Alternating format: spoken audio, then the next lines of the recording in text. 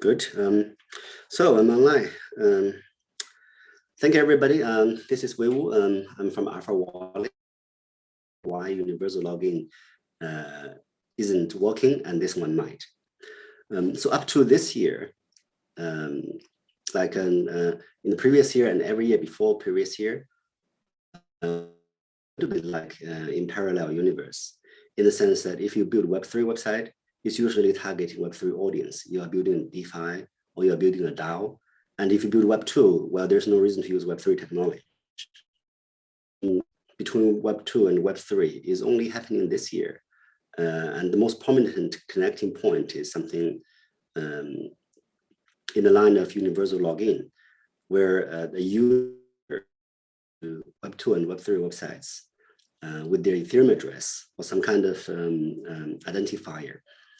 And that enables Web2 websites to use Web3, so to say.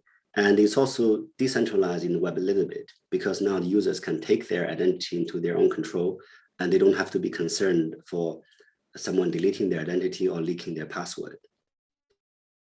Before I go into that technology, I wish to step back a little bit and talk about why are we doing Web3 in the first place.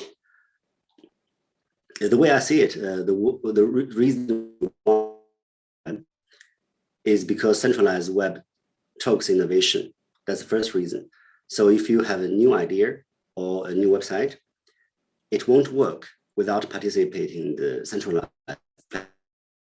And second is confidentiality issue, that the website knows everything about you. And third is that competition is about who has the data. So without data, technology innovation point. Will universal login solve these problems? This is a screenshot I took just a few hours. On the left side, there is Steam app. This is Steam App Store on the left side. On the right side is the Indiego, which is also a computer games. I logged into both websites. And you can see on the left side, the website is presenting highly customized choices. On the right, an advertisement for some computer game hardware, which every gamer should be interested, but only a little interested, and a few random games that is not up to my taste. So why would that happen? That is a platform. It not only sells me game, it also rents my game. On the right side, Indiego is only a storefront. Indiego does not have the data needed to compete. So if we add universal login, let's say users can log in with their Ethereum address on both websites, what will change? Frankly, I think nothing will change. The advantage and the Steam will still be a platform. It didn't get us where we wanted for decentralized web. Now, if you think what can give improved situation, what is most differentiating point of Web3? I don't think it's Ethereum address. I think it's a token. So with this game, it would change. There are a few things we can change by using tokens. So first, we can tokenize the products. I effectively own the game token, the ownership token. That allows me, when I log into Indiego, the website on the right side, to share my website so that they can make better suggestions. And secondly, I should be able to tokenize my identity, and more specifically in this case, prove to Indiego that so that Indiego can show games such as this sexy lady to the left side.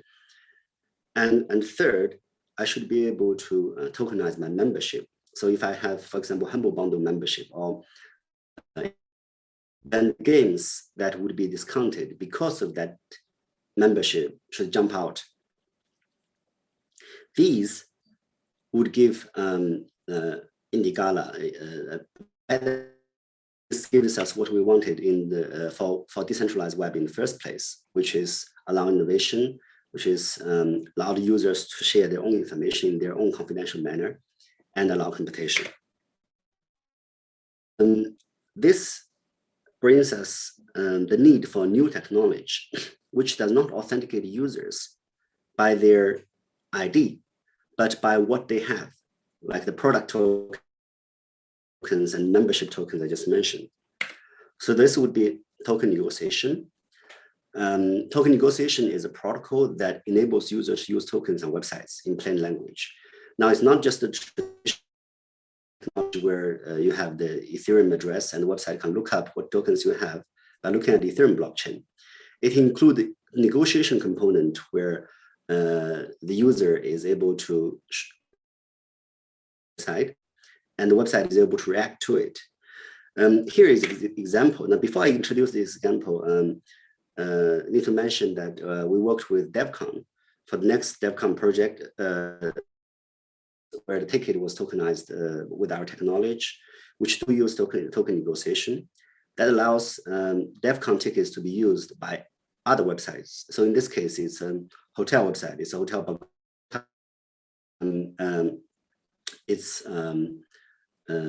You can see here the hotel is offering 3 rooms. This is a concept, and you can find the code for this concept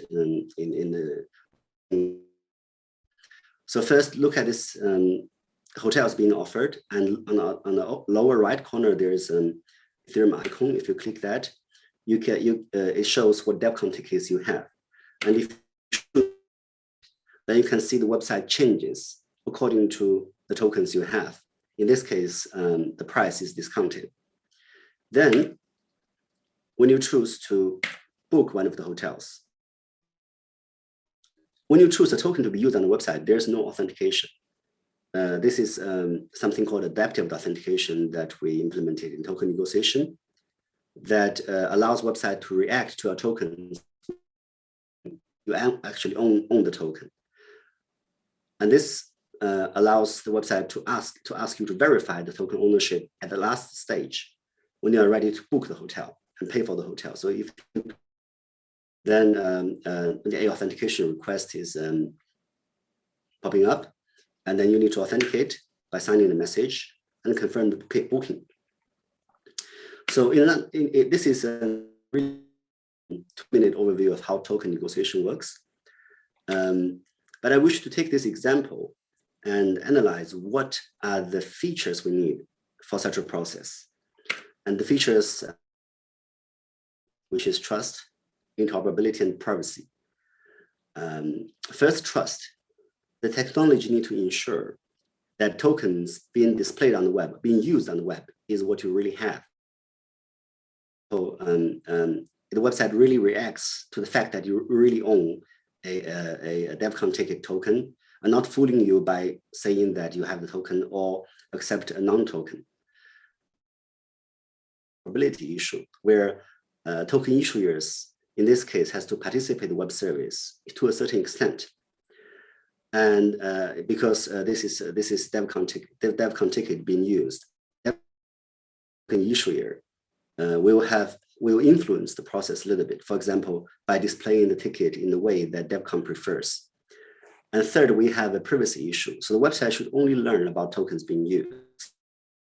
So taking in the example of Hotel Bogota, trust element is at work by having DevCon ticket displayed, rendered by a token script provided by DevCon.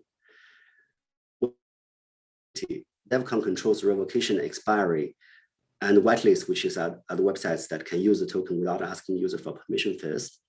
And third point, privacy, where the website does not learn about the users unless the user chooses to expose them to the website. And I'll quickly go over the previous example of Indigala.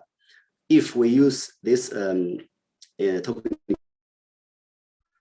Indigala learns what games you have through your token. And it will allow interoperability in the sense that your game thumbnail can be customized to your character. And finally, privacy. Indigala will game to have. It doesn't know your Ethereum balance. In a nutshell, this is what token negotiation does. And it opens doors for a few types of innovations, such as identifier token, give you a discount, attribute tokens, proof of age, and product tokens, for example, getting token-related services. And finally, this is a quick link to the GitHub, download code and run the demo. Thank you very much. I think it's 10 minutes exactly, right?